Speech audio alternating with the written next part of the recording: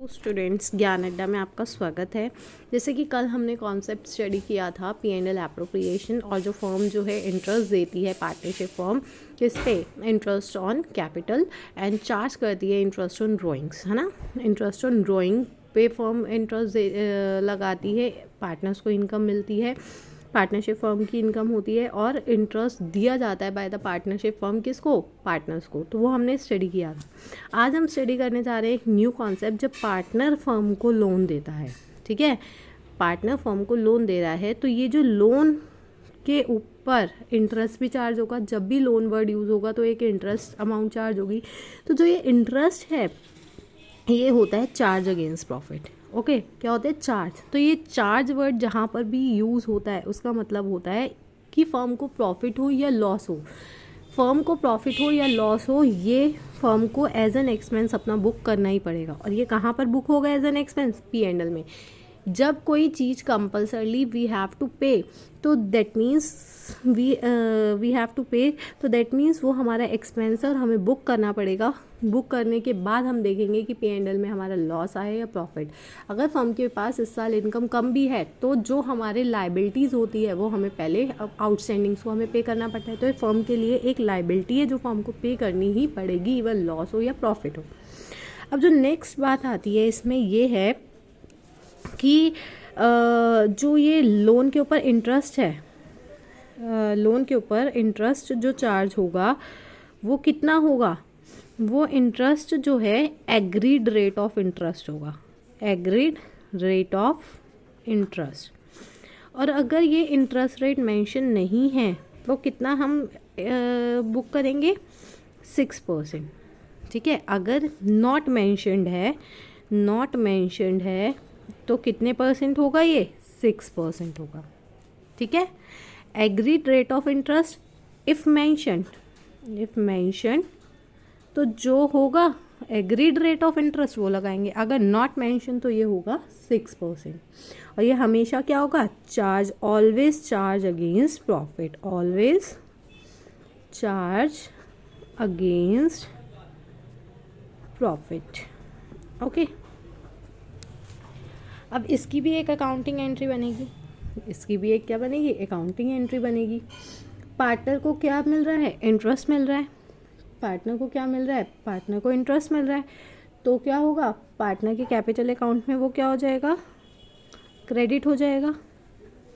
Partners loan account में क्या हो जाएगा? वो क्रेडिट हो जाएगा। और फर्म अपने यहाँ पर बुक कर देगी as an expense interest on partners loan.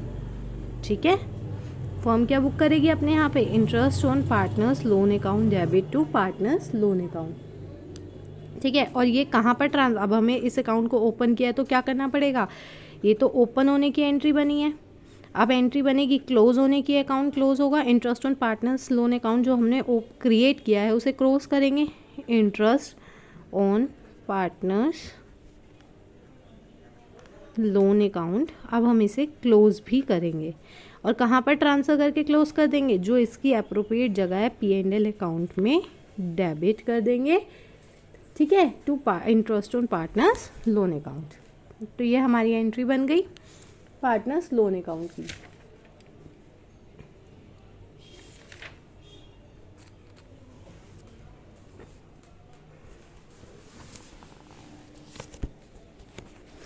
अब जस्ट लाइक इंटरेस्ट दिया जाता है पार्टनर को, उसी तरीके से पार्टनर जो है वो अपनी प्रेमाइसेस दे सकता है रेंट पे।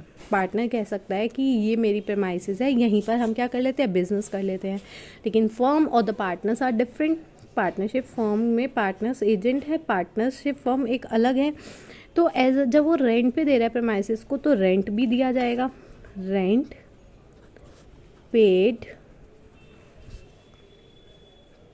to the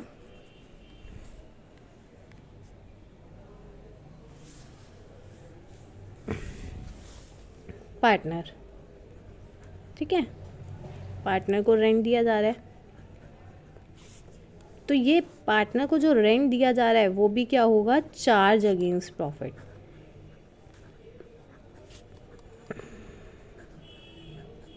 ये चार्ज अगेंस्ट प्रॉफिट है। ठीक है, चार्ज अगेंस्ट प्रॉफिट का मतलब है कि फर्म को लॉस हो, that means even firm suffers a loss it will be debited to P&L account of the firm. ये फर्म के P&L अकाउंट में जाएगा ही जाएगा।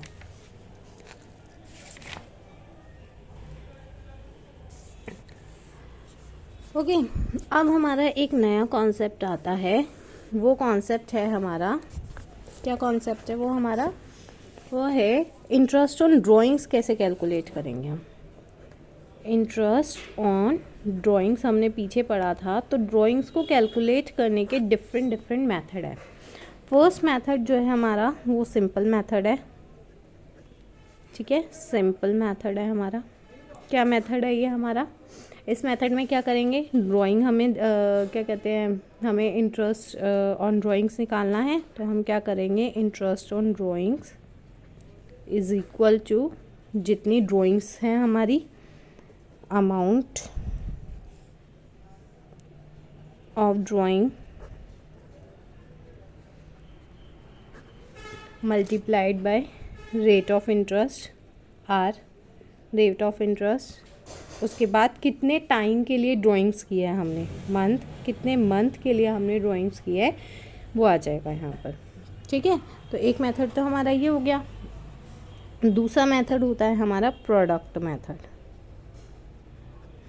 प्रोडक्ट मेथड, इसमें हम क्या करते हैं प्रोडक्ट मेथड में,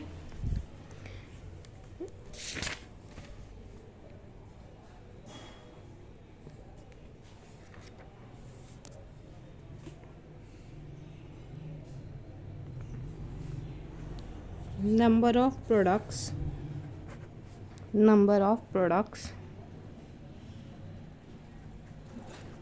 into rate upon 100 into months upon into months नहीं, नंबर ऑफ प्रोडक्ट में तो मंथ्स आ ही जाते हैं, अपॉन 12। तो हम यहाँ पर सबसे पहले हम कर रहे हैं प्रोडक्ट मेथड से कैलकुलेट। एग्जाम्पल से हम आपको समझाते हैं हम हमारा प्रोडक्ट मेथड होता कैसे। लेट्स से कि हमने जो ड्राइंग्स की है वो हमने की है, एक कर ली लेट्स से 1 मई को कर ली, फिर 31 जुलाई को कर ली हमने, फिर हमने कर ली 30 सितंबर को, फिर हमने कर ली 30 नवंबर को। ये हमारा डिफरेंट पीरियड हो गए, ये हमारी डेट्स हो गई, ठीक है। उसके बाद हमने जो किया ड्राइंग्स की अमाउंट है हमारी, अमाउंट को कितनी हमने विड्रॉ करी, 12,000 करी, फिर हमने 6,000 करी, फिर हमने 9,000 करी, फिर हमने 12,000 करी, ठीक है। और पीरियड, अब हम पीरियड बताएंगे। हमने 1 मई को ड्राइंग करी है, ठीक है, 1 मई को, तो हमारे पास वो जो पैसा है 31 मार्च तक,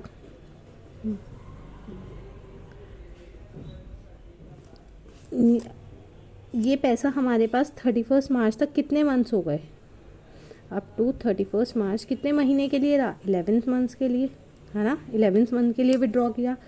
31 जुलाई तो कितने मंथ्स के लिए विड्रॉ कर लिया, अगस्त, सितंबर, अक्टूबर, नवंबर, दिसंबर, जनवरी, फरवरी, मार्च, 9 मंथ्स के लिए, 8 मंथ्स के लिए।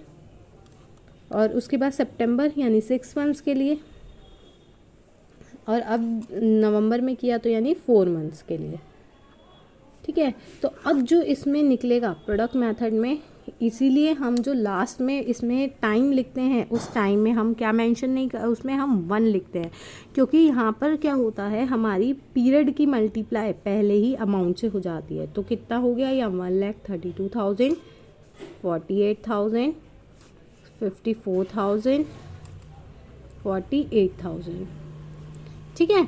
तो ये हमारी यहाँ पर अमाउंट आ जाएगी।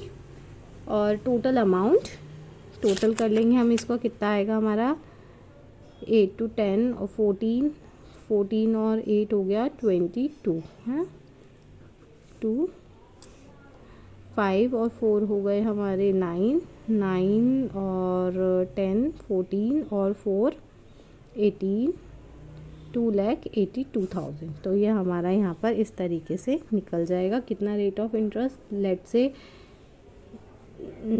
9%, ठीक है, अपॉन 100 इंटू 1/12।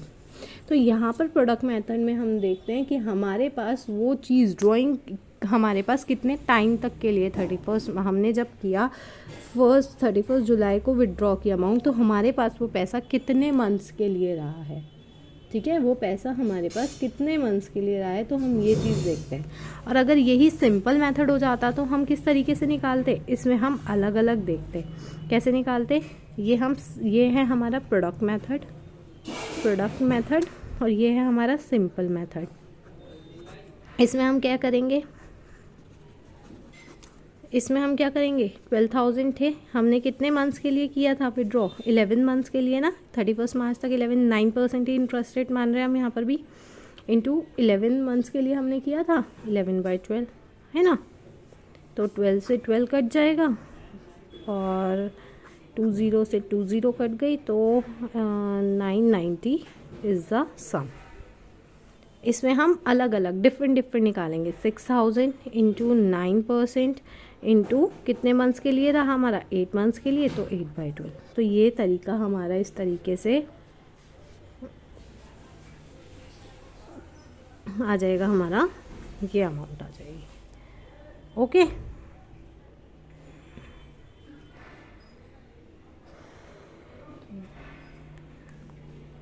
अब जो इंटरेस्ट ऑन ड्राइंग्स का जो हमारा है, इंटरेस्ट ऑन ड्राइंग्स के जो हमारे डिफरेंट केसेस हैं कि मंथली ड्राइंग्स हो रही है या फिर क्वार्टरली हो रही है या फिर ईयरली हो रही है ड्राइंग्स, या फिर हाफ ईयरली हो रही है, या 15 डेज़ में हो रही है, ये हम कल नेक्स्ट उसमें कवर करेंगे।